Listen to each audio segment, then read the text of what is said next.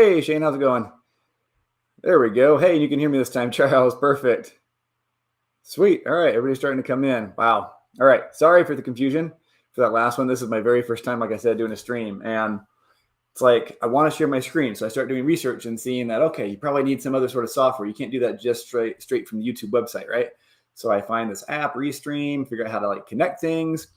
And then I schedule it through YouTube though, right? And then YouTube says, hey, once you're connected, like, start sending the stream here. You'll be able to preview it and then be able to go live. So about 15 minutes ago, all right, I'll turn it on to start previewing it. And like YouTube gives me this error saying live streaming doesn't work right now. Try again. Apparently the whole time I was live. And yeah, so that was great. Anyway, and then I was like, oh, I don't know what's working or not. So I heard it ended it. And then I realized YouTube said, oh, you've ended your stream. And so it ended for everybody. So since I had to go through and go through and restart it. So, hey, thanks, Brad. Thanks, Maddie. So much. I appreciate that, guys. All right, give me a second here. I still got a couple of technical things I got to try to figure out here to make sure that I can get like all the right apps on my screens so I can see them all. Make sure I turn off the notifications for different apps and things so it doesn't distract us. Technology. Let's see my preferences here.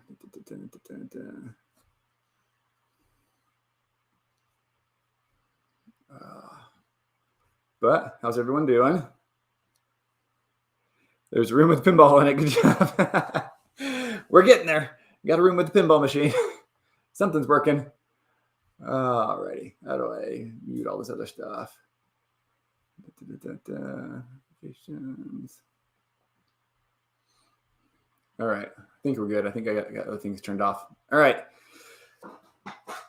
All right. So there's a little bit of delay, probably. I'm not sure just how much, but yeah, welcome everybody. So this is exciting. Part of me here though, like I can see your chat, and part of me is like, dang it, I kind of wish I could like almost like hear you guys also in live, but then we'd have like 20 people talking on top of each other. That would probably be confusing. But does anybody know if there's any way to do like a live stream Zoom? Maybe we need to do that sometime so we can actually like talk back and forth a little bit. That might be chaotic. I don't know, but I feel awkward being the only one talking right here. All right. Well, so today we wanted to talk about, or I was hoping to talk about game rules. Hey there, Gabriella. Yeah, so I want to talk about game rules for this pinball machine. You guys have all been following along. You've been seeing the progress, right? Been making good progress. I felt bad. It's like kind of slowing down over the last month since that show in June. Just life and real life and work and all that's just has gotten kind of crazy busy for me. So I feel like things have slowed down, but we're making progress. But I've got all this code that I've been trying to work on, and I'm realizing as much as I like playing pinball, and as much as I'm kind of like a mechanical person, like I'm not the best person at trying to figure out game rules. I've been trying to go through and think about it and like look at examples of other machines, and like I don't want to just like rip off other things, right? I've got a couple ideas. So I'll share my screen here in a minute. But yeah, I don't know. Like, hey, Brazilian guy, welcome. Thanks for joining the stream. You're back. He was the one that was in the very first stream and was there early, ready to go. And then I ended it on him on accident. And we all got kicked out. So welcome back. Glad you're back. Brazil, is it like noon your time there? What time is it over there in Brazil? Maybe probably like in the afternoon. It's got to be probably like 1 or 2 in the afternoon. I forget how many hours ahead you guys are of us. And then who's got the furthest time zone? I'm curious. Havoc, Simzari, what time is it for you guys? Is it like dinner time for you guys? Are you guys ahead of us? I'm like mountain time, almost West Coast, so I feel like it's probably earliest for me.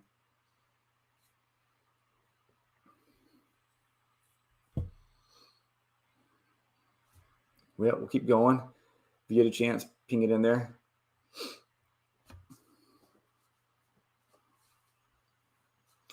Alrighty, well, let's just keep moving ahead then. Let's see. So Havoc's got an idea here. If you could have a program that counts what sensors are more likely to be hit in one game, make them worth less points. So Shane's in Kansas. All right, so it's just lag. All right, we're catching up now. All right.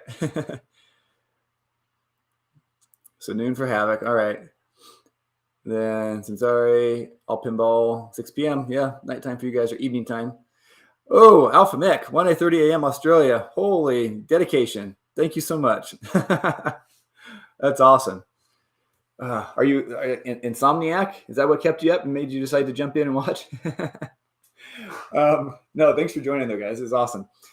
All right, so I have to kind of get used to the delay a little bit. So I'll try to kind of keep going so there's not dead air, but then make sure I'm keeping up with the chats. Anyway, yeah, thanks so much for joining, everybody. So Havoc, yeah, you got an idea here. If we could have a way that kind of counts, those are more likely to be hit.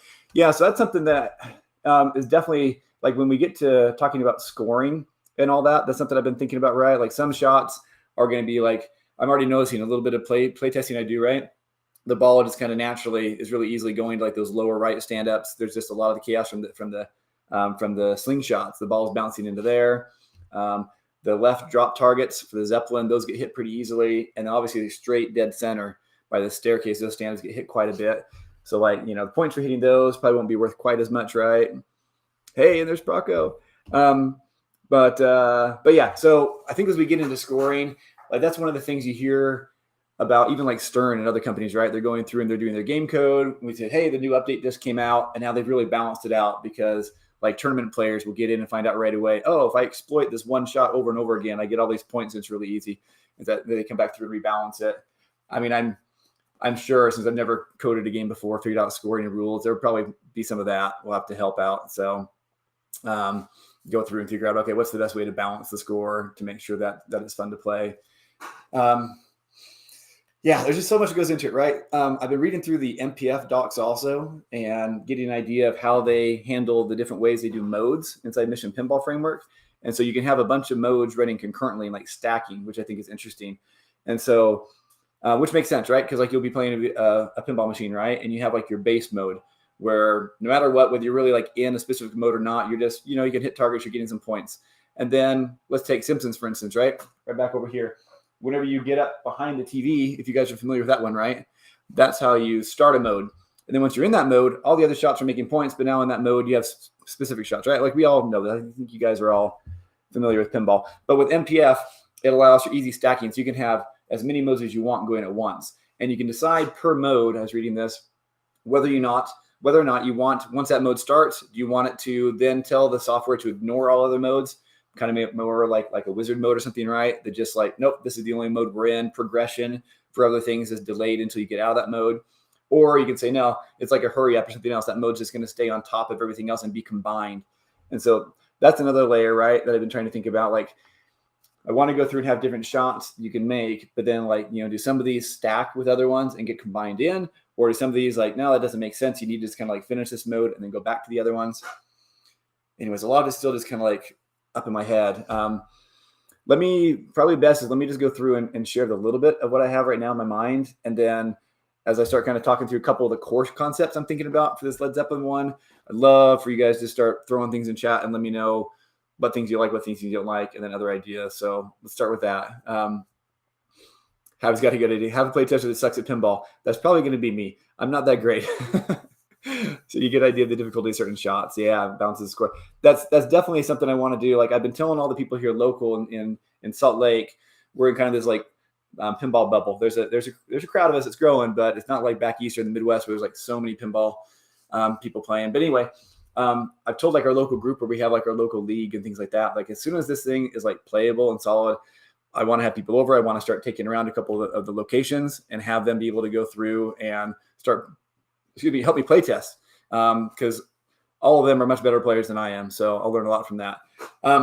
Yeah. So Procco, yeah. And Procco, thank you so much. So this guy, he went through and sent me a Google Doc yesterday. This is a great person, Procco. You sent me a Google Doc with some great ideas. And he had my playfield there, a picture, and was going through it. So yeah, let me tell you a little bit about some of the modes I'm thinking. And let me start sharing my screen. So cross your fingers that this still works like it did last time. Which screen am I sharing? I want to share this screen over here. Let me pull this up. Actually, hold on a half second. That's not what I want to pull up. All right, slight delay while I pull. I got to pull my chat over to the other screen so I can still see you guys chatting so I don't cover it. That's what I was figuring out yesterday. All right, so now Boom. All right, we are sharing screen. Whoop. You got a sneak peek at what one of my next videos is going to be, talking about keyboard controls. Guy, Rocco's guy. All right. That chat is really far away now. So you guys are going to think I'm looking outside my window when I look at the chats, but it's all right. It's just me watching the chat. And I lost this for a second over here. All right, Brad, thank you so much. I just saw everything else you're doing here for me. So we're all set up. All right, we're getting there. Getting some of the kinks worked out, I think, here. All right, hopefully you guys can see my screen. It's been on there for a little bit now. It's album artwork from Celebration Day for Led Zeppelin, right? So this is an app called Figma. I'm a software product designer by trade, user experience designer. So Figma is one of the tools I use. And this is a little thing called FigJam that lets you just go through, kind of like a virtual whiteboard, right? And go through and just throw down stickies in different shapes, and you can throw down words and text. And this is where I've kind of started to capture my ideas. I was looking at, like, Toy Story just came out recently, right? And I love how Jersey Jack, they put out these graphics, right, that show all their games, all the game modes, and it's like kind of mapped out, and you kind of see like a really messy but pretty flowchart is what they do, right? Anyway, so I kind of took that approach a little bit down here, and mine's definitely not pretty yet. Anyway, let's zoom in on a couple of things. So the core things I have right now, the simplest thing. So we take like this picture of the playfield, and I'm gonna chat for a second. You guys let me know in the chat whether or not you can see it. All right, I'm trying not to move my screen around quite so fast. Give you a chance to for this to settle so you can see, but hopefully you guys can see that's the playfield, right? Overhead shot of the screen. Wonder that you guys can see that. Might be a little pixelated. I'll try to zoom in a little bit.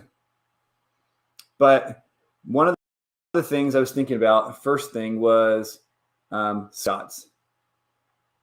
See if you can see that on my screen right now. So skill shots. So over here, I've got a list of the different skill shots I was thinking of, right? For mine, since mine doesn't really have like that traditional, like the pops and those lanes at the top, right? You can kind of mid plunge into and like pick your lane. I've never really loved that type of skill shot. It's like either, okay, cool, you guys are seeing it now. All right, great. Okay. So either I feel like a lot of those skill shots are like just there's no skill, or it's almost like, I don't know, for me at least almost impossible. It's like if you can pick your lane and then you can't move it again, like on Deadpool, you pick your lane and there's like 5 lanes. The odds of me picking that lane, now I feel pretty cool when I get it, but it's also like I almost don't even really care if I get it because I know that I probably won't get it. Anyways, and I don't have any pops in the top right? Because we have that upper play field and things are taking up a lot of space there. My thought is if you do a full plunge all the way around, right, it comes, I'll let that kind of the screen settle. It comes up, it goes all the way around this orbit, and it will come around to this pop. And the pop right now is just, kind of bouncing it semi-randomly, but not uncommonly. It'll come around and it can pop straight over into these right stand-ups, just kind of straight across. So I figure that might be it's more kind of luck than skill if you do a full plunge, but that's just kind of the basic one, right? That could be a really basic full plunge. Hey, good ones. Thanks for joining. Honestly, you haven't missed a whole lot yet. I've just been yapping and talking about different stuff. We're just barely starting to talk about a couple of the ideas that I've got for rules here. But so for a full plunge, that's about all I can really think of. It kind of comes around. It's going to hit here. Like that's just kind of the limitation of the physical layout I have, right? But as far as for the short plunge, right? You come up here and do a short plunge to this flipper. This, I want to say upper flipper, right? This mid flipper here has a lot of shot opportunities, right? So the very first thing I thought of is you can go straight from here. It's possible to make a ball go straight into that first step of the staircase. You can lock a ball from the staircase right from that flipper. And so I figure that might be kind of a good skill shot as, the drop target maybe could be down by default and you just immediately get like a free lock right away. Or maybe, maybe not. Maybe the drop target stays up, but you have a chance to hit that drop target and that could be worth some points. You, of course, can then go, like, what are the areas here, right? We can go a little bit further to the left. And I don't really have any good lines maybe, but you can go, ooh, that's thin. How can I adjust the weight of my line here? I forget how I do all this, if I can. Anyway, we'll get rid of that. Hopefully you can see my cursor a little bit because that's not, I can just draw here, right? Drawing is a little bit thicker, I think. Yep, here we go. So from this flipper, right, you can come up here and you can hit right there, okay? Or you can also come over here, of course, and hit these inlines. So this is one of the main things I thought would be really cool for an initial skill shot. Let's talk about these inline drop targets for a minute. This is right now I'm considering calling this shot the object, this area from Led Zeppelin. Again, I'm not a huge Led Zeppelin guru, but they have that object, kind of like that twisted tower, right, on some of their things. And I thought that could be maybe a fun toy, just kind of like put on top of the plastic back here. I don't know, maybe not, but whatever I call it. The idea here is I want this to kind of be like the DC lock in TNA, or what really kind of inspired me is like 8-Ball Deluxe from the olden days, or like Paragon, where you have these drop targets and you need to, unlock each of them. As you get down through it, you can like get like a progressively better like multiplier or, points or something like that. So my thought is you could hit down maybe for when you're very first starting the game, that these drops would all be down. And so you could hit the shot in here and go all the way back and immediately lock it. And this last drop target would pop up. There's optos here that know when the ball comes through. And so you could come in here and you could lock the ball right here. And that could be a pretty good skill shot. Like, oh, you've done it like right away. You've made that lock and now the ball's locked and ready to go for the rest of the gameplay. That one, you almost don't even necessarily need points, right? You just need the ability to just lock the ball. Like that's almost reward enough. Because my thought is I want that to kind of be like this persistent 2-ball multi-ball that's kind of always available and stackable with any other multi-ball or any other mode. This has ended up being even a little bit more of a tight, difficult shot than I thought it would be, which got to play test it, but I think it's going to be good. Like, because when you make it up in there, like it's a good shot you've made, so it's got to be worth something. But so my thought is for this section, kind of forget skill shot for a minute, right? Just in general, whenever you lock it in there, even if it's right at the skill shot is during the game, if you knock down all 3 drop targets and get up in there and the ball gets trapped, then that top drop target will pop back up. And then if you make it back up in there again, just like TNA, you'll release the ball and then you'll have a 2-ball multi-ball going on. And my thought is this could be like a timed multiplier, maybe like once you do that, now you're getting like a 2x or 4x multiplier and whatever other mode you're in. And obviously like an extra ball, right? And then anyway, yeah, that's I guess that's basically it. That's the concept. You get a ball up in there and whatever mode you're in is going to add a second ball or an additional ball. If you happen to be in like the staircase multi-ball and you also knock it up in there and knock it loose, then, you have an extra ball for that multi-ball as well. So that was my thought. And I thought that could be a really cool skill shot then as well. As your very first skill shot, all those drops could be down. It's just waiting for you to make that shot to hurry and lock the ball. And that would save you like, 4 or 5 steps in progression to get to that point. So, yeah. I'm talking fast. I'll give a second. But I'm curious your thoughts on that. So once kind of the delay catches up, I want to start seeing that. So, Prank, you had a good question here. I'm looking at the chats of, kind of going back for a minute for that full plunge. How consistent does that pop bumper kick it over these stand-ups? It's not super consistent. It is pretty erratic. It depends on just how fast the ball is going around, right, for how hard it hits that shot. So it's not super consistent now. Good question. How many balls in general in total am I thinking about having? So my thought is that this will be a 7-ball game, because with the staircase, you got 1 step, 2 step, 3 step, 4 step, 5 step at the top. So you've got 5 balls you can lock there, right? So if you've got 5 balls locked, then for me, the way I'm thinking right now, and this could change, right? Love it, some input here. But the things I'm thinking is, once you get the staircase full, I don't just want it to immediately start the multi-ball. Maybe it should. I don't know. But my thought was once you get the ball up to the very top here, the game now knows, oh, you're ready for multi-ball. But I then wanted there to be another shot to actually like trigger the multi-ball. So you can stage it, and then it doesn't just start immediately. My thought was the diverter back here, the horseshoe diverter. My thought was that shot would then that ramp or that diverter would go down, and you'd need to make a shot through here that goes around behind into the subway, right, which would then bring it back down into the VUC over here, into that scoop, and it would hold the ball there. And then we could kind of start and have that staircase multi-ball moment where maybe we kind of cut over to the music for a second and has its 3-second little intro of staircase multi-ball, and then it all starts. So if I do it that way, that means we've got 5 balls on the stairs plus the one that's locked over here. That's 6. Okay. And then, like we just talked about, potentially you could have a ball sitting over here already, also locked, waiting, ready to go. So that would be 7. I, for one, am not someone who loves multi-balls that has much more than about 4 or 5 going on, because I just plain can't control with so much chaos. So I feel like 7 is going to be plenty of balls going on at one time. I don't feel like I need any more. But But to do all that, that would require 7. So that's kind of what I'm thinking would be the maximum there, right? So we just kind of went from skill shots into the object, now into staircase multi-ball, but that's fine. So those are kind of the first couple of ideas. Yeah, what Warp 9.9 of Star Trek, exactly. You get all the way up there. Exactly. Sorry, trying to catch up on chat a little bit here. I'm still trying to go back and forth.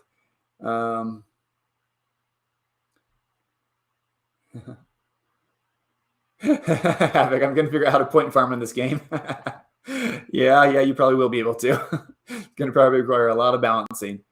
Cool, right. So a little bit unsatisfying when nothing happens. The stairs are fully loaded on the 5th lock.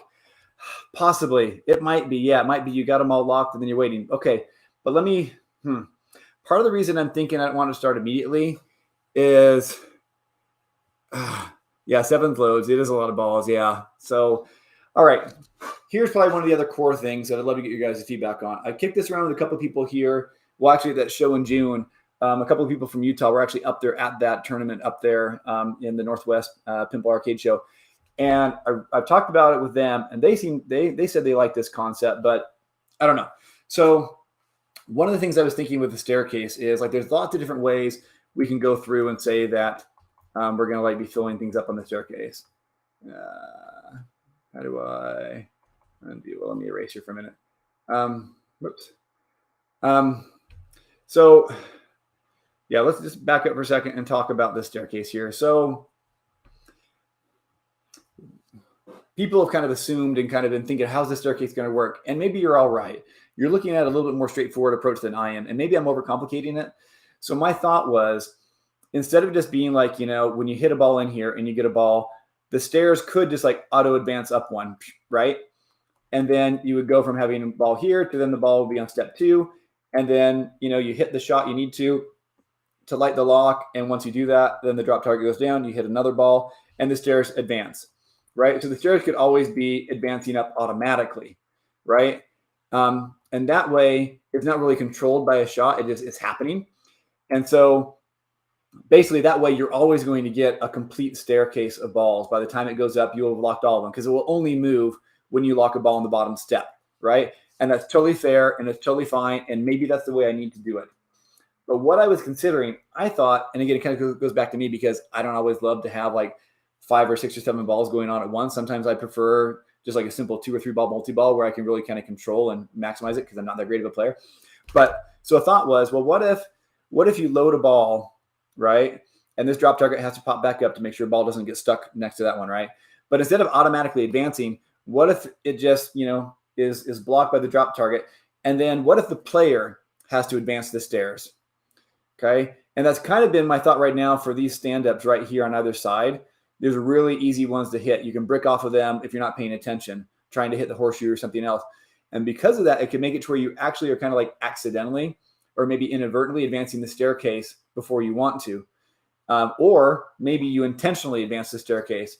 And let's say you lock a ball here, right? And then you come back through and you hit one of these stand-ups. So this is going to advance the ball up here to number 2. What if before you lock a ball in here, you hit it again? And so then next thing you know, you've skipped a step. And now the best you can do is lock a ball here. And so it's possible then you could end up having the stair, having a ball at the top ready to go. And maybe you've only got every other step filled with a ball. And so it's like 2 things there that I think I like. One is if you're just kind of playing random, not paying attention, next thing you know, you've got a ball at the top of the stairs and it's like ready for multi-ball, but it's not a full multi-ball. You didn't really take advantage of it. You didn't maximize the staircase and fill it all the way up. Or if you're someone like me, maybe you don't want it full. Maybe you don't want 6 or 7 balls going on at once. Maybe you only want like 2 balls on the staircase because that way you'll get there. You'll still start the mode, but you'll be able to have that much more control. I don't know.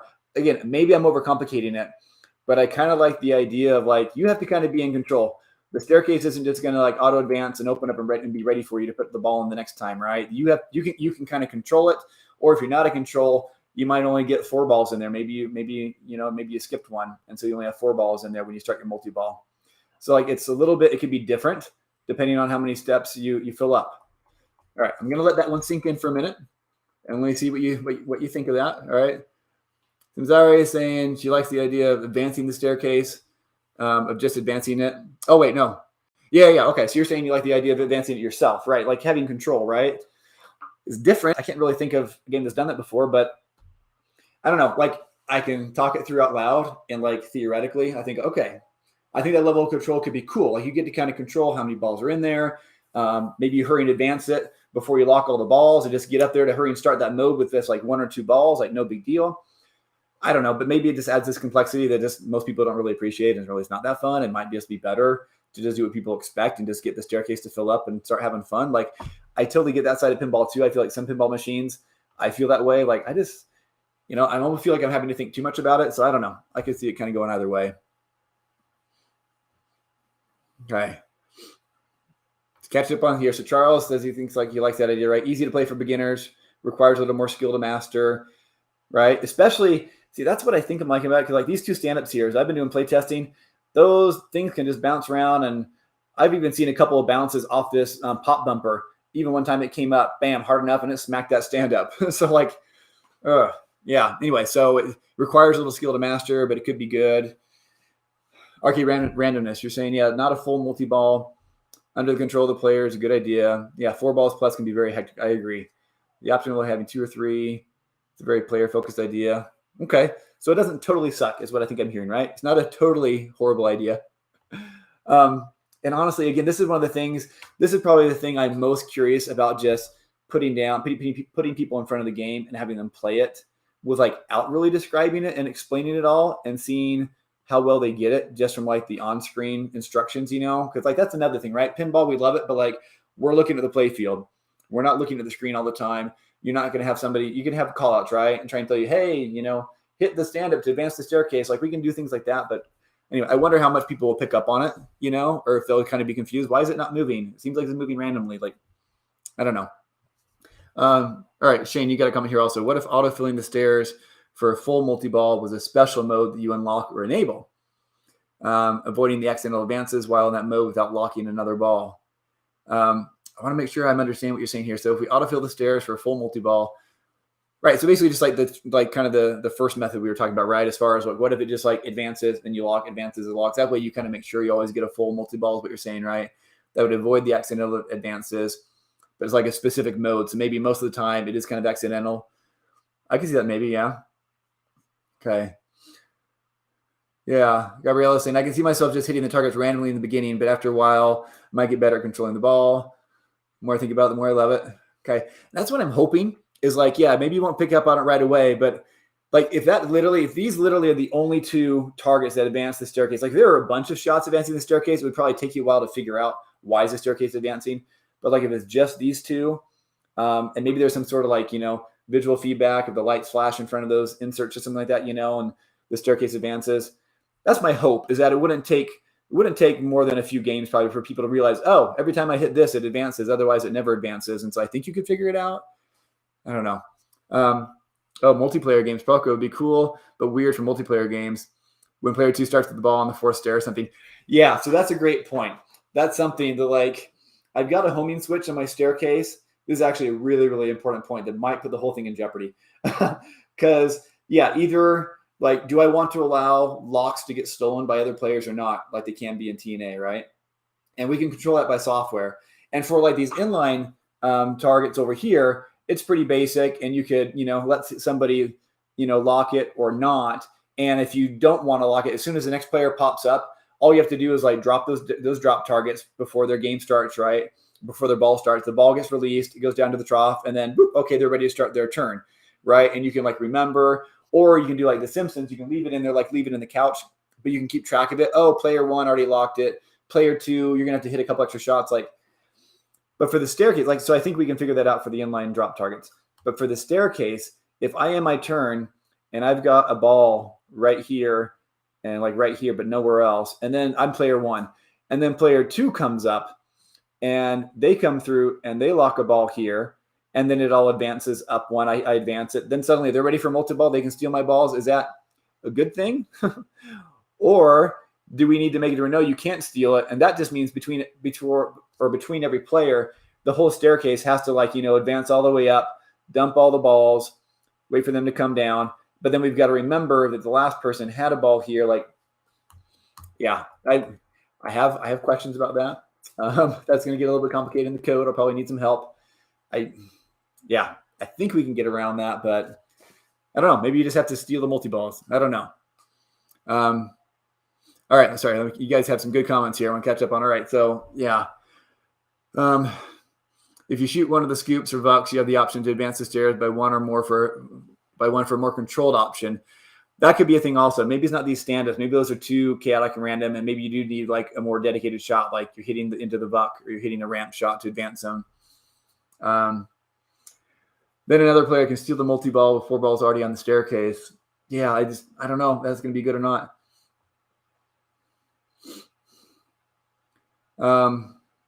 Yeah, good one also. Like what happens, just like with High Speed 2 or Deadpool, when you lock balls in a compartment, does that transfer to player 2? Does it not? I feel like most of this can be figured out though, right? Like those are some good examples, right? Maybe we just need to research a little bit more how the other games handle it. I'm trying to think of my Deadpool. You can lock it up in the katana shot. You put a ball up there, or like Game of Thrones, same thing, right? You lock it up there on the sword, and then basically it's like the way they do it, right, is just like, and Simpsons does the same thing on the couch, is whenever there is a ball locked up there that you hadn't earned, and then you lock one up there, it will just release one, right? The little post goes down, releases one ball off the sword or one ball off the couch, keeps the other, and that one comes in. Yeah, it doesn't transfer locks, right? Yeah, exactly, Kyle, right? Deadpool doesn't transfer locks. It keeps track of it just simply saying, oh, there's already a physical ball in here. You're player 2, you didn't earn that one. So when you hit a ball in there, I'm just going to release one. So instead of kicking one out of the trough, right, it just drops it back down to the play field. I think we could do that with the staircase also, depending on which step it's in. That's kind of the tricky thing, right? If it's at the top of the staircase, we know it's there, you add one. I just advance it one step. It knocks one ball down. You kind of play from there. Of course, you're going to getting one ball automatically in the upper play field. All right. I don't want to rat hole in this too much. There's a lot here, I think, to think through. Okay. Let's, I'm like, I can see myself going on for like another 3 hours just thinking about this one specific thing. And I want to talk a little bit more just about other modes and stuff too. So let's, great discussion. I don't necessarily want to cut it off. If you have more ideas, definitely let me know what you're thinking, but I feel like we could probably resolve that. So if we take the idea of, do we let the locks get transferred or not? And kind of maybe put that one on the shelf for a minute and say, okay, maybe we'll figure that one out. Do locks, do they have to get cleared out or not? But overall, sounds like you guys are not hating the idea, right, of having the staircase be able to be advanced through a player action and not just automatically. All right, Shane's got an idea here also. I like the thought of controlling the advances, though. How often will these triggers on either side of the staircase get bumped when trying to load a ball? See, exactly. And that's something I think I like. Because like this first shot for a staircase, it's just dead on. It's a pretty simple shot, right? But with those standards on either side, it does add just a little bit of risk. You have to kind of pay attention because you kind of glance it off the side, then maybe you're going to advance the staircase when you don't really need to. Maybe that's a good thing that it makes that shot not quite so much a gimme. I don't know. Maybe it makes it annoying. Yeah, exactly. Kind of like Aerosmith. You can kind of start a multi-ball with however many you want, right? You can kind of decide, do you want to start now or not? That's kind of my thought with the staircase, right? You can decide, do you want to load it really full or not? Yeah. Yeah, you're right, Shane. That's what it's going to come down to, I think, really is testing, right? Going through and just play testing. And I think a couple of the things will probably kind of reveal themselves pretty quickly with other people. Do they get it, enjoy it, or are they just like confused as all get out and getting frustrated or, All right. So, all right, great discussion. Maybe let's just continue on that for a minute for stairway multi-ball. I've been going through here and so I got my skill shots, different ideas for skill shots, right? And then, so there's a lot, like, here's kind of like my little tree, right? For the full plunge, I just kind of seen that one stand up or that one skill shot. For the short plunge, there is so many options. I'll let the screen catch up for a second, right? You can hit that staircase drop. Actually, yeah, let's get back to what we were doing there. So you can hit the staircase. You can go inside that in lane. You can go straight up the left ramp, all the way around that ramp. That's such a fun ramp. That has turned out so much more fun than I thought it was going to be. And then underneath here, remember, we have those 4 drop targets, the spell zap. Okay. You could also do a late hit, have it come over and hit the drop target. Okay. Hit the pop bumper, I mean. Or you can do a short plunge and you let it come all the way down to your flipper. and then you can hit, either one of the horseshoe shots. Okay. You can either go immediately into the spinner, to the right ramp, and I didn't list it. There's also the captive ball. So like there's so many possibilities for like your very first shot if you control it for the short plunge. I don't know if we really need all of them per se, but those are options. Those are all, I guess I'm saying these are like kind of like my exhaustive list of what the possible like skill shots could be. And then maybe you like, combo some skill shots. I like how Keith Elwin does that. I love that on Jurassic Park when I started playing. I hit the T-Rex and then hit the right ramp. And then I was able to one time hit that left ramp. It's like triple combo. Like I like that. So I think there's some fun options there. All right. Shane's taking notes. Thank you. Actually, it's a great idea. Hey, we got it recorded, so I'll probably be going back and listening to it again myself later and taking some more notes as well. So those are the skill shots. I think like those. I think they make sense. I think they're all good. There could be maybe different values for each one. I do like the idea of kind of comboing them. We'll see. Hey, Mizda. Not sure how to say your username. Welcome. Glad you were able to make it in. So we're just talking about skill shots and different things. We talked a lot about the staircase multi-ball, but thanks, Gabriela's taking those too. All right. Okay, so skill shots, basic stuff. If you have comments about the skill shots, let me know. I want to move on now because I've got, like I said, some more areas I'm more concerned about. So we talked about the object here. Where do I have that written down? Boom. So again, the object, which is those inline drop targets we talked about. I like that being able to kind of stack with anything. Right, you can trap the ball up inside there. Oh, nice. Yes, good ones. I can't wait. You said you're going to start doing your own build and start documenting it. Thank you so much. I can't wait to start following you. So the objects one I feel really good, can just kind of stack with anything else and just kind of adds in another ball. So I like that. Okay, let me tell you about the other idea and having just for kind of like the general, for the general like modes. Part of the reason people ask me all the time is, why'd you pick Led Zeppelin for your theme? Are you just like a Led Zeppelin, like fanatic? I love them. Like I love listening to them. I love their music. I listen to them a ton. I didn't discover them until like late high school into early college, and I listened to them and I just loved them. And this was the time. So I'm in Utah. Actually, I'm from Kansas City, is where I grew up, outside Kansas City. But then I moved out here to Utah, and I was going to school out here. And Utah like has all these mountains that Missouri doesn't have. Missouri, we have lots of hills and caves, but no mountains. So I go biking. But I was like so excited to come out here to college and start mountain biking, and I just love mountain biking. And Led Zeppelin was the music that I would listen to. This is before smartphones. I'm an old guy. But I'd listen to it in my car, driving up the canyon, driving up in the mountains to go biking. We'd always be, my friends and I, we'd always be playing Led Zeppelin. We'd just be rocking out to Led Zeppelin. We're getting ourselves amped up, ready to go on our trail. And so like Led Zeppelin has all these really good memories for me, for being able to be up in the mountains. Like going up in the mountains is like my way to like just clear my brain, get away from all the rest of what's going on in life, and just be able to relax. And I love it. I miss it. I need to do it more than I used to. I'm just too old and too busy with everything else. I don't go out as much as I should. Anyway, so I love Led Zeppelin, but the main reason why I really picked Led Zeppelin was because I decided my very first pin, I want it to be a music pin. Okay, and then when I thought about music, well, what music hasn't been done? What music do I like? Led Zeppelin. I think that would be really good, fun, rocking music. And Stern had not announced theirs, all right? Remember, I started this like 2 years ago before I knew they were doing it. Of course, they beat me to it, but whatever. It's all fine. By now, we're pot committed, right? So we're doing Led Zeppelin. So anyway, so part of the reason, so I picked Led Zeppelin because I wanted a music pin. The reason I picked a music pin is because as I was researching around and thinking about it, I'm thinking, okay, what are the things that are going to be hard for me to do for my first home brew? I felt pretty comfortable being able to go through and do some basic woodworking. I'm not like a woodworking genius by any means, but it didn't really intimidate me. I felt okay about mapping out the physical shots, the geometry. Like that's the part I geek out on. I've been drawing all sorts of sketches for so many games. I've got lots of different play fields. This is like my third play field that I sketched out. But the thing that really always made me nervous and scared me about it is that when you do a whole pinball machine, like it's not enough just to get to the stage where we're at now of like a working whitewood. Then you got to do all the artwork. You've got to go through and do music. Because I mean, pinball, right? It's like a movie, the way I think about it, right?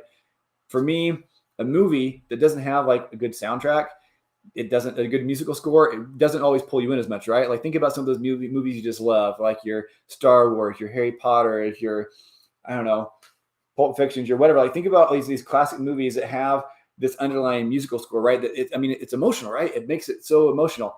And I feel like pinball has the potential to do the same thing. There's lots of games that I think do a great idea to be or do a great idea, a great job at working in their music into the game. So I wanted something that could handle the music. And I'm not a musician, so I'm like, I'm not gonna be able to create all the music by myself. If I do a music pin, I can have album artwork that's going to help me actually come up with like the cabinet artwork.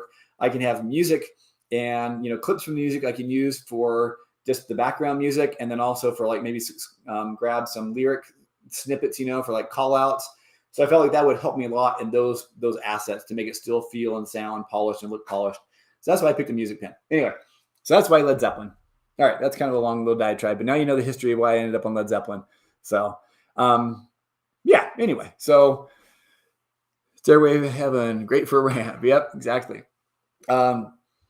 Sweet, yeah, no, great. I'm seeing how I'm glad you guys are getting inspired and that it's helping you get some ideas for your projects too. This is what this is all about. Everybody helping each other, right? Okay, so with all that said, back to kind of my core thoughts. So when I think about the music and I think about the songs, I'm like, okay, what other pins do I know that have music? I love Metallica. That was one of the first pins I got. It was like my second or third pin. I love Metallica. I love that you can pick a song, but I wish that it had more to do with the actual game than just kind of the background. AC/DC, another game kind of earlier in my life of pinball, I guess, right? However many years ago it came out. Loved it when that machine came out. I love AC/DC and I love the music, but I love that the songs then were the modes and each song had different shots and different things. I love that. And I've held on to that, and I wanted to do the same thing with Led Zeppelin. So my thought here for kind of the basic modes, so getting away from multi-balls and all that, right? But just for like the basic modes, Alec, sorry, hold on. I want to answer your question here. So, yeah, it can be very overwhelming, but it's so much fun. So he's got a good question. Watching the back catalog of the videos, the thing that makes you just go, is the CAD work. Did I know how to use CAD before? What was the learning curve like in time? That's a great question. So I've had a little bit of experience in CAD in prior lives, not so much. I've never done it like professionally or anything, but my very first job out of college was doing tech support for this little local company. And it was a company called Daz 3D, DAZ3D.com. And they were like a company that created 3D models and content and objects that could be used in other 3D programs, like not like SolidWorks, but like Maya, 3D Studio Max, Cinema 4D. So these different like high-end programs. They actually were very low end for a program called Poser. Anyway, I was doing just tech support for them, but that was kind of my first introduction into 3D modeling and 3D animation, and I loved it. I thought it was just super fun and cool. And so I would kind of dabble on the side in a couple of the programs. I learned a little bit of how to use a program called Lightwave. I learned a little bit of a 3D modeling tool called Modo. So I had a little bit of experience. I would kind of watch the guys who did it at work and ask them some questions. So I at least understood kind of the basic concepts of like working in like a 3D space and the concept of like having like a face, a 3D face, and then extruding that. And so I knew some of the basics. I'd never done Fusion 360. So Fusion 360 is the app I use to do all my CAD work. I'd never used it before. So I had to get in and I started like everybody else. Like, okay, I know some basics, but I tried to play around with it. I didn't understand the camera controls. I didn't understand the individual tools. They had this concept of a sketch, and I had no idea what a sketch was. Anyway, it's kind of unique to Fusion 360. So I had to just sit down and start watching videos. I watched a bunch of YouTube videos. Fusion 360 themselves had kind of like a starter course where you like get this file. There's a video you watch, and there's also like a project file, right? That you can download, and you open it up, and it's got this like already finished complete model. And they teach you how to go through and start editing it and making some adjustments. So I learned a lot just kind of going through their tutorial sequence. It took a little while. So it's definitely different.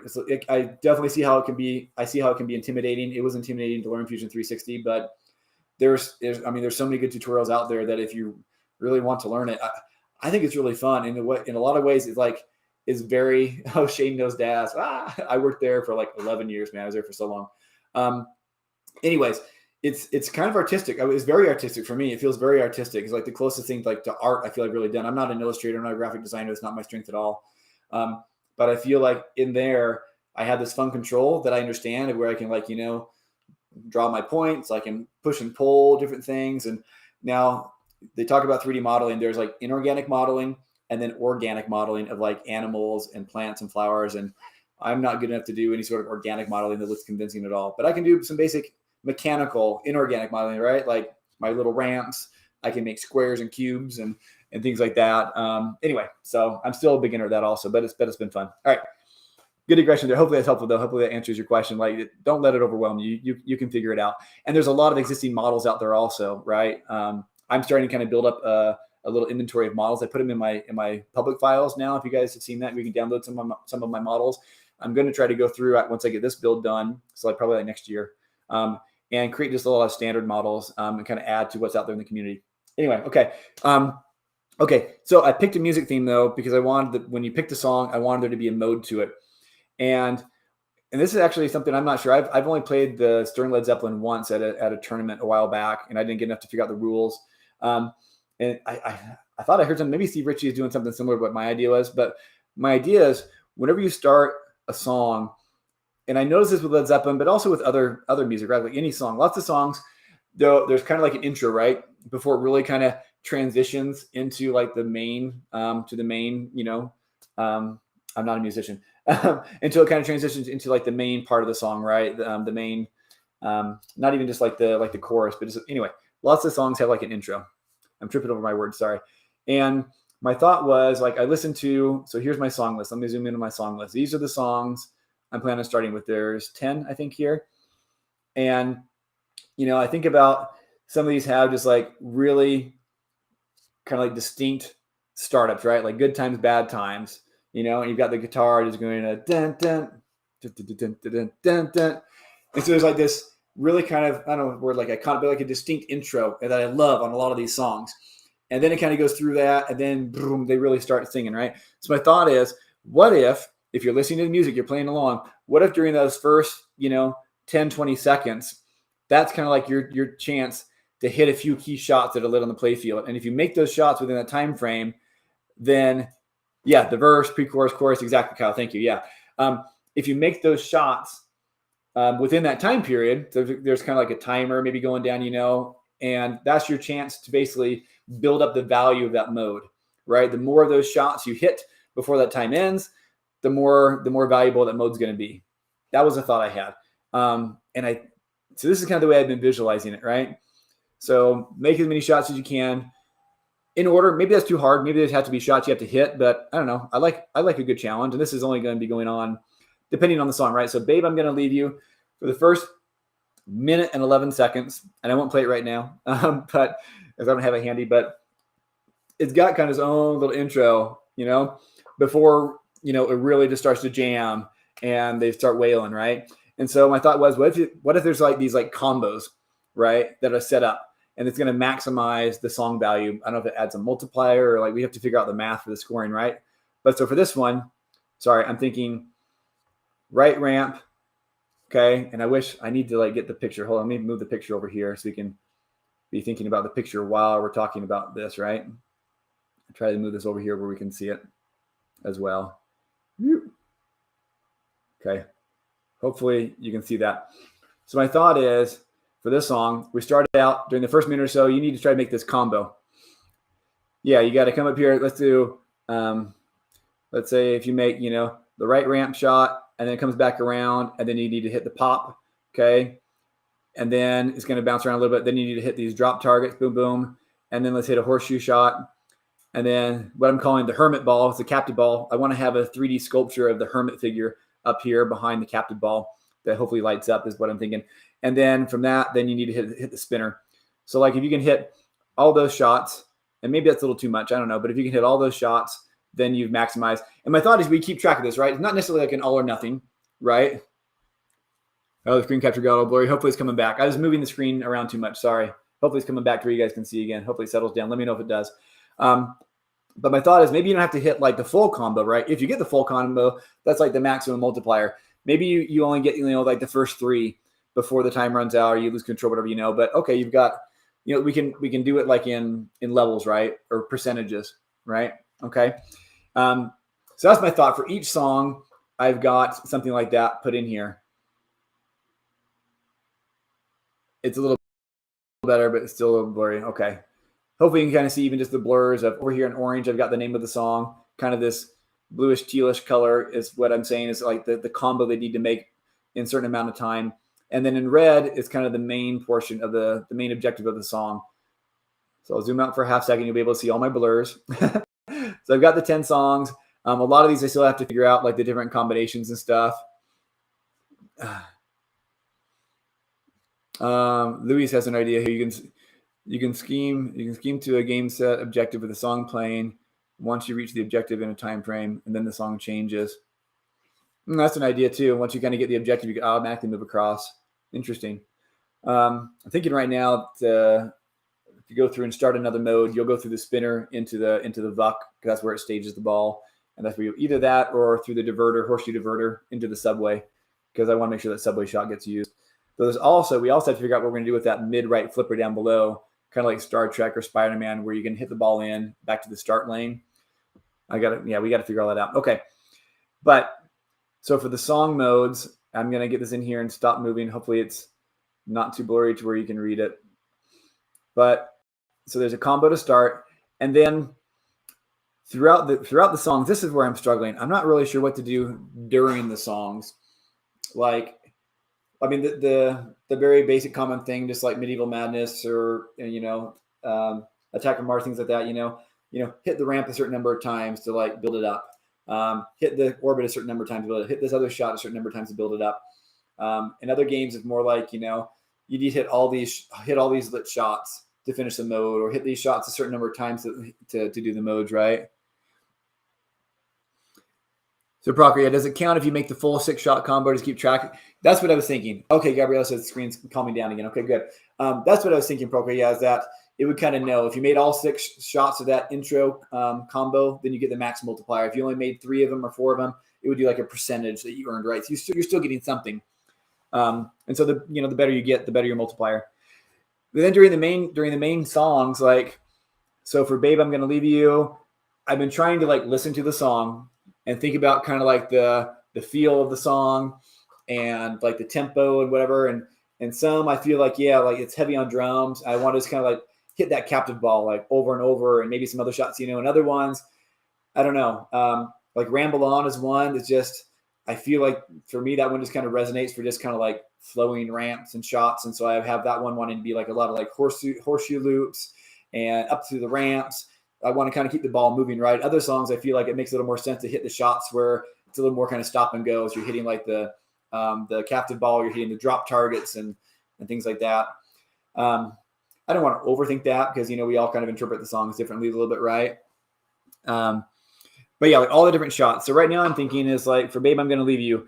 Maybe it starts out first. It just wants you to hit kind of the simple combo, right?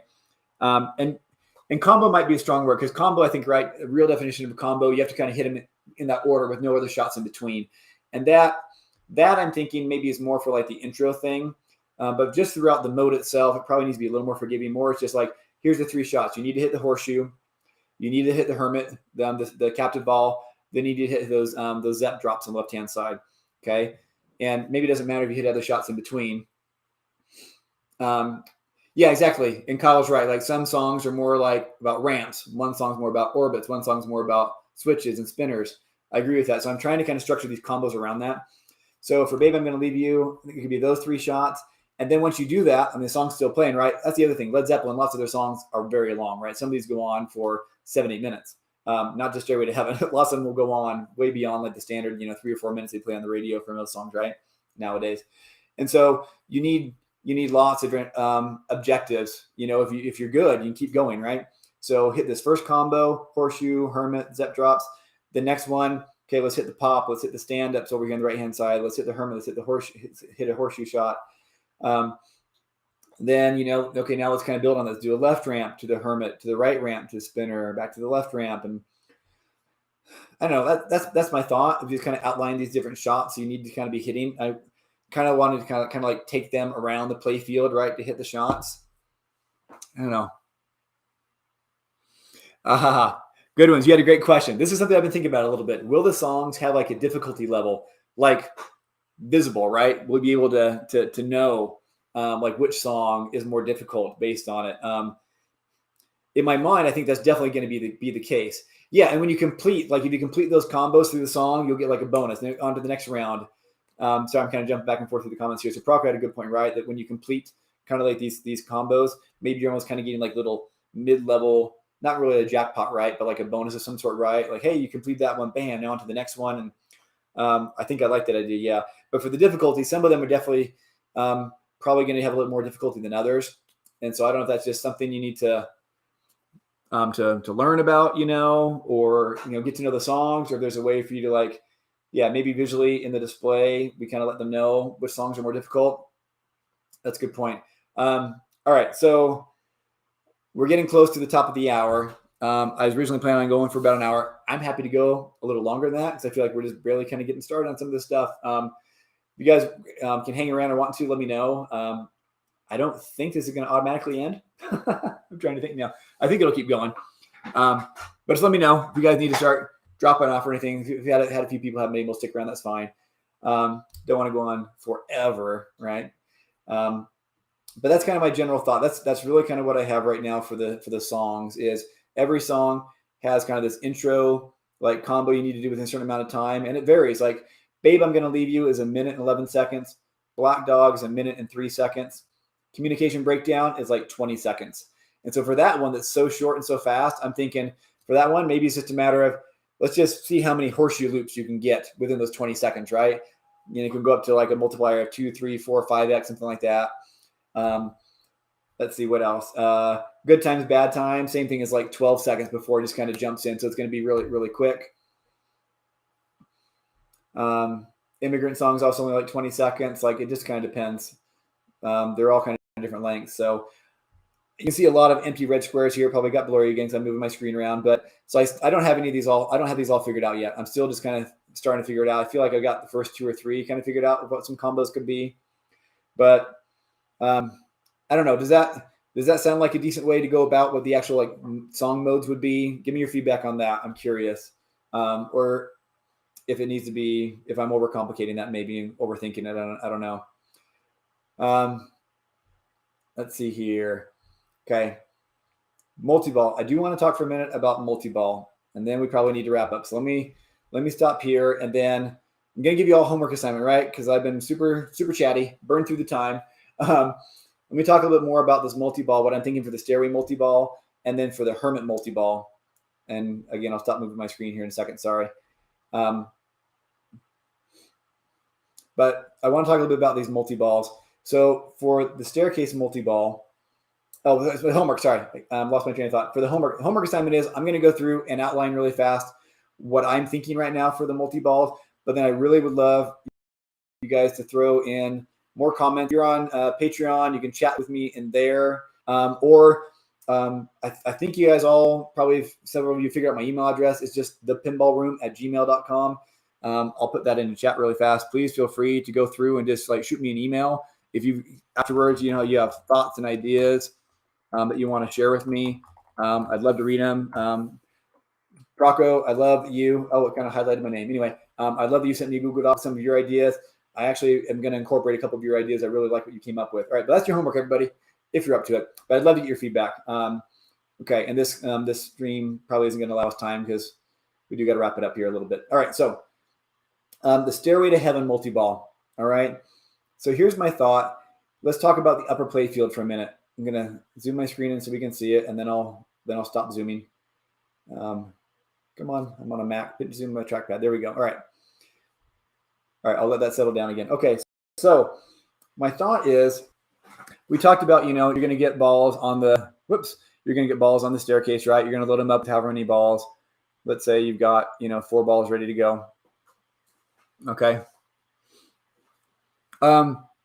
Yeah, actually, Gabriella, this is called a Fig Jam, and you can collaborate on this. I will share out a link to it in my Google Drive. And maybe if I can edit the description of this live stream after it goes up, we'll see. But I'll send out a link to this. Yeah, so you guys can play around with it. And feel free to throw comments on it and everything, right? So I'll have another copy. Don't worry about it. Us adding more stuff to it. I've got a clean copy I'll keep as well. So, all right. But so for this multi-ball, the counterpart. Oh yeah, the staircase. Okay. So for this multi-ball, my thought is, once you get it loaded up, we already talked about kind of how you load the stairs, right? Great. Let's say once you've loaded it, you've started the multi-ball, all the balls start spilling out here on top, right? And it's chaotic. Balls can drain down through here, which I think I'm really liking. Definitely needed the sides here to keep them from going out the sides. But the main objective when you first start it is, well, not main objective, but the core objective is there's 4 drop targets here, right? And these are black, but I think you guys have seen them before on my streams, right? So I've got 4 drop targets, plus I've got the 3 stand-ups. There's 7 targets total up here, right?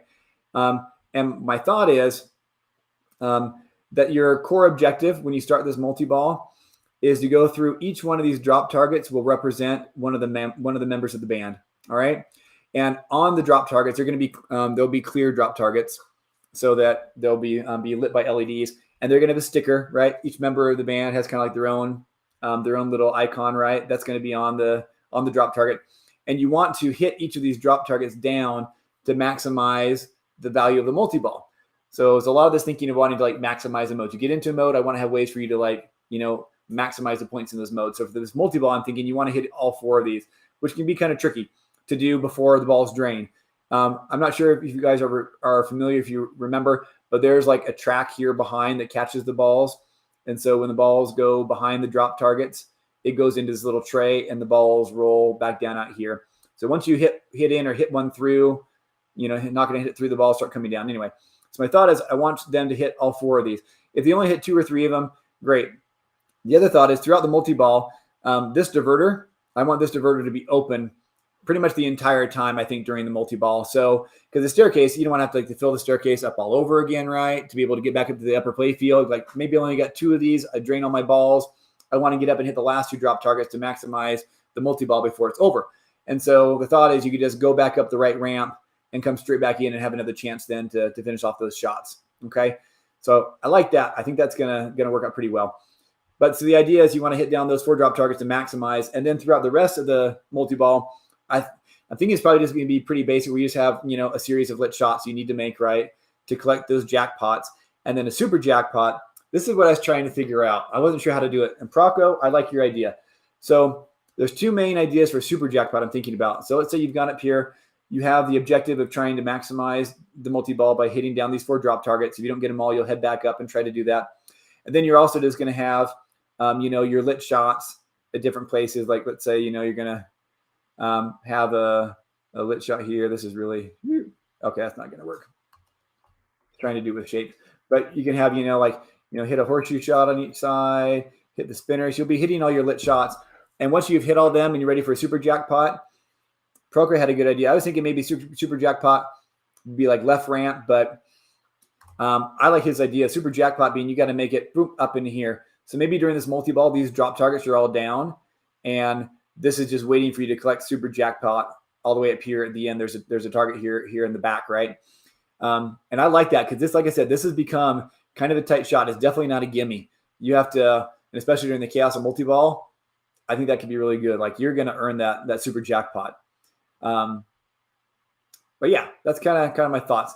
Now the other thing, right? Qualifying for multi-ball, you always want to be able to get in the multi-ball more times, right? I don't want just there to be like one stairway to heaven multi-ball, but I want there to be the opportunity for people to get back up to the stairway to heaven multi-ball again later on, the second time around. Well, it needs to be progressively a little bit harder. So, this drop target serves 2 purposes. Mechanically, it serves the purpose of making sure that if there's a ball sitting here, another ball bounces in, that it doesn't get stuck to it because they're kind of magnetized on the stairs and you have 2 balls sitting there, which could confuse the game. So every time that you lock a ball, this drop target pops back up, right? I'm calling it Heaven's Gate right now. Heaven's Gate comes up and blocks it. And so my thought is, you need to make a series of shots. Maybe initially it's just kind of like advancing the staircase, hit 1 shot, boom, you can qualify. For subsequent multi-balls, we'll need to make it harder for you to light the lock, right? And be able to have Heaven's Gate drop down and lock a ball. That could just be additional shots. So pretty basic stuff for that is what I'm thinking for kind of advancing through. Okay, that's really pretty much it for the stairway multi-ball.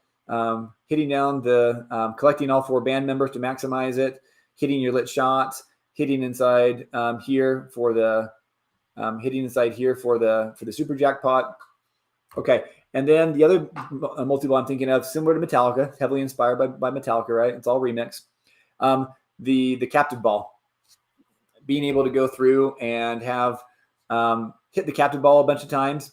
And after a certain number of shots, maybe it's like 20 hits, kind of like coffin multi-ball on Metallica. After like 20 hits, then is able to start like a simple 3-ball multi-ball. And my thought with this one was to go through and do a lot of combos for this one, also kind of simpler combos maybe, right? And the more of those combos you do, the more value they get. fact, I want to look at my notes. It's been a little while since I read through this. What was I thinking here? I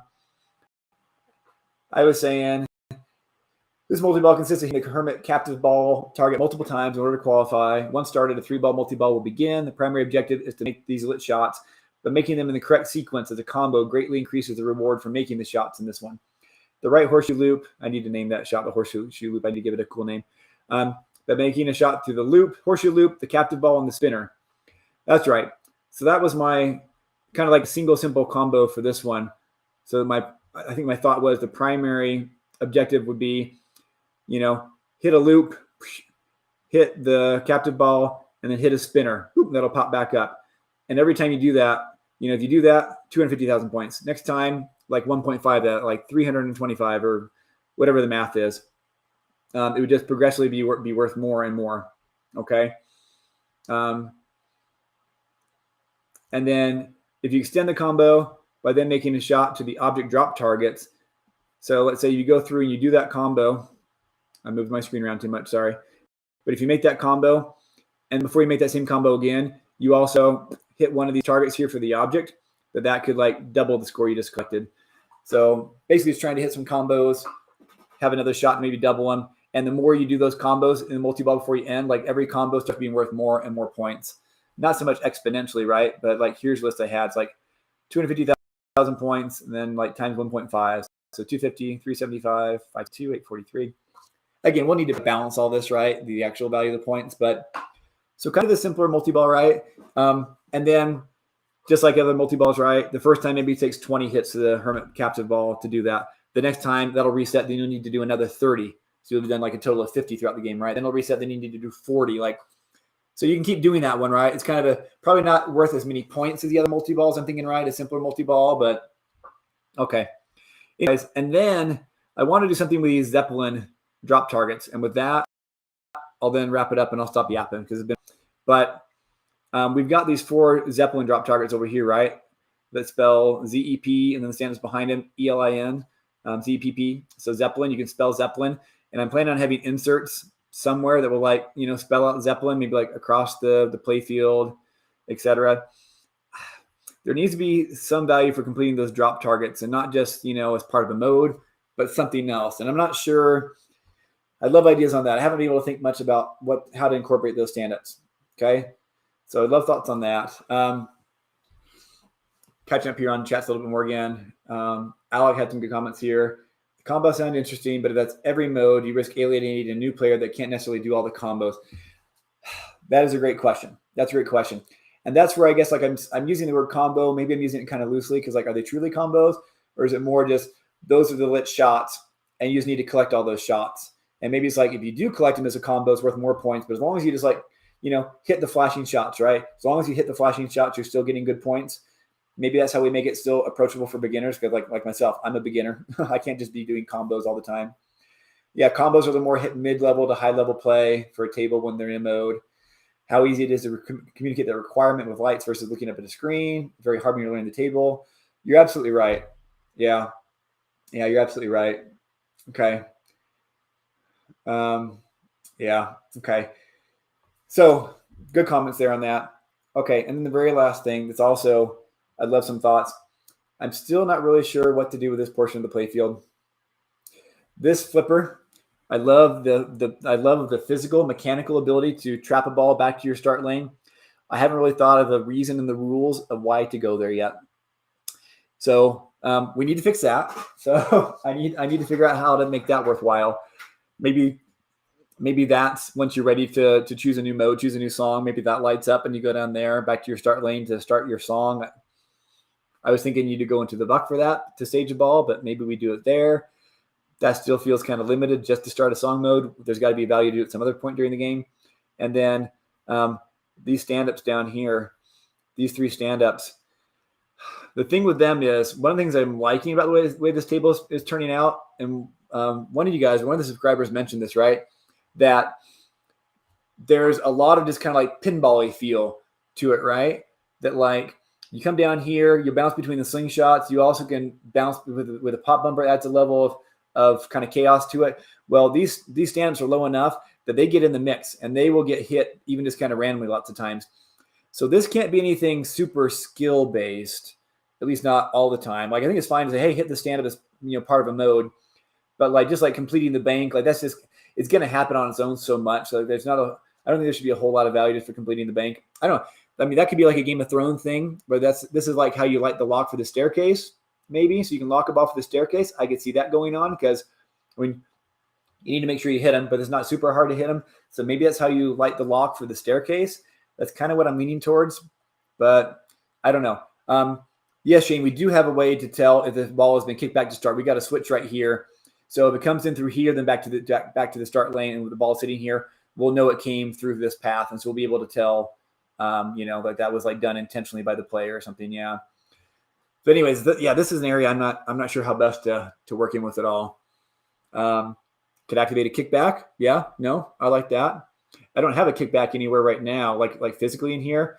I could add one over here maybe. Just when I thought I was done. That's not a bad idea, having a physical kickback, or even just like a software one, right? Or maybe even something different by kickback. Sorry. Yeah. 10-second ball saver, maybe after these targets are done. That's not a bad idea. Yeah, actually, that's a good idea. Okay. Ball saver, lighting lock for staircase, maybe. Okay, the buck sounds good for the modes. I think I like that also for the game modes. Yeah.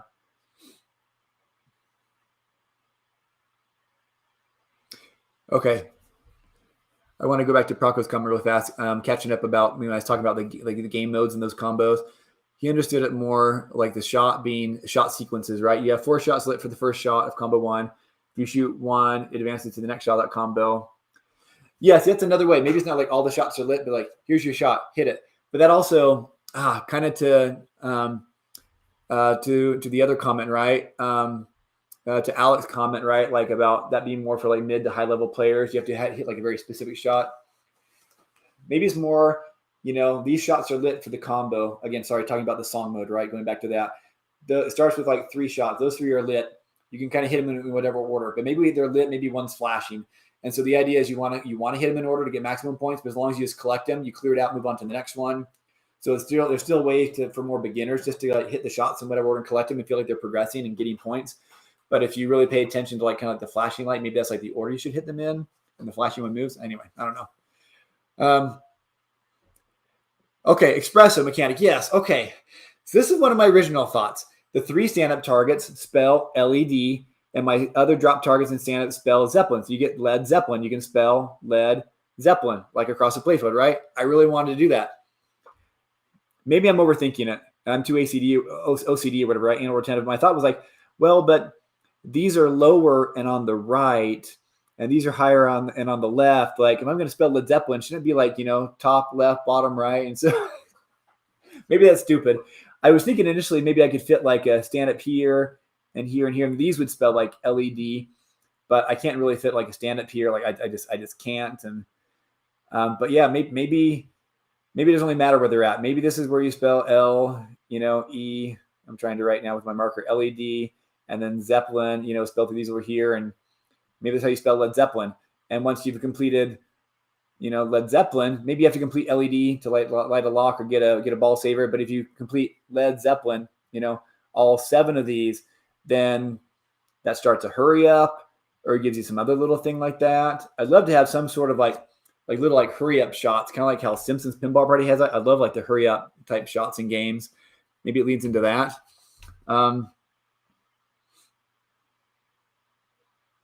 Yeah, rewarded being hit by all that chaos for these stand-ups. Yeah, I like that. I like that idea too. But maybe it's both. Maybe you light them all, you get some little reward, but maybe it also spells lead and gets you towards spelling out Led Zeppelin. Maybe you can kind of do both.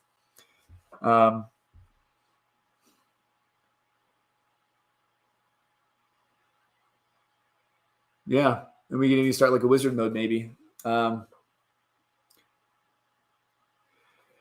The inserts for Led Zeppelin could be in the center, like Toy Story 4. Honestly, I haven't even looked at the playfield that much at Toy Story 4. I need to look at it a little more. I'm not sure where the inserts are. I was thinking something kind of like, well, maybe it's a little higher than that, but like, like L, E, D, and then, Z, E, D, B, kind of like this, right? Like Led Zeppelin, like across the playfield right here, like in the middle or something, right? Yeah, maybe do both, right? You collect these, you get a reward of some sort, but then it also makes progress towards spelling out Led Zeppelin, which gives you another kind of like separate mode that, yeah, maybe you then collect and start by coming down here. That gets you into a different kind of mini wizard mode, right? I like that idea. I like that idea a lot. Okay. Oh, so much to do, everybody. There's so many possibilities, so much still to do and to have to try to figure out. All right. Before we just totally sign off, I just want to give a huge shout out. We got thank you so much, everybody that joined in, whether you're still sticking around or not. Shane, Charles, All Pinball Fanatic, Logan Q, Havoc, Samzari, Brazilian Guy, Havoc, Alpha Mick, Brocco, Charles, Goodman's Place, Alec, Luis, Mizda, Kyle, Maddie, Brad, thank you all for coming. Extra huge special thanks to Maddie and Brad for your donations early on, guys. Thank you so much. Really appreciate that. Thank you to all you guys for this great conversation, these great ideas. I'm loving it. I'm loving it. Keep it going. Oh, thanks, Shane. I think some of it's solid. I'm feeling pretty good about some of it.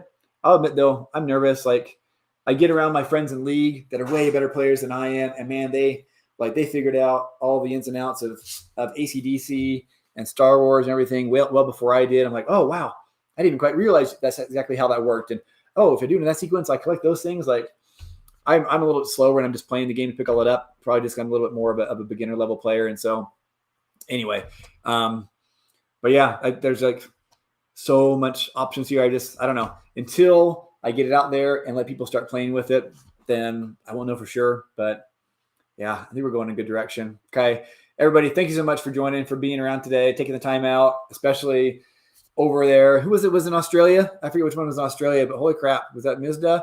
From like 2:00 in the morning, hanging around for a while, talking with us from Australia in the middle of the night. And everybody taking time out of your weekend, I really appreciate it. We're going to post it back up online, so feel free to go through and watch it more later. And obviously for everybody who couldn't make it, I will go through and I will get this. I'll get this flow chart linked out to where you guys can jump in and take a look at it and read through it some more. And it's going to be public to where, for those of you who know, you can go through and I'll have to figure out how you can lock things down. But there should be a way for you to be able to comment on it, I guess is what I'm trying to say. You should be able to put some comments on it and share. Again, you got my email. If you want to send me more ideas, Procco, I'd love to kind of keep chatting through your Google Docs some more about ideas. Yeah, thank you so much, everybody. Really appreciate it. So thanks for coming. I feel like other than the initial hiccup, that's kind of been working pretty good, right? As long as I don't move the screen too much, it doesn't get too blurry. So hopefully we can do more of these. All right. Oh, Luis from Argentina.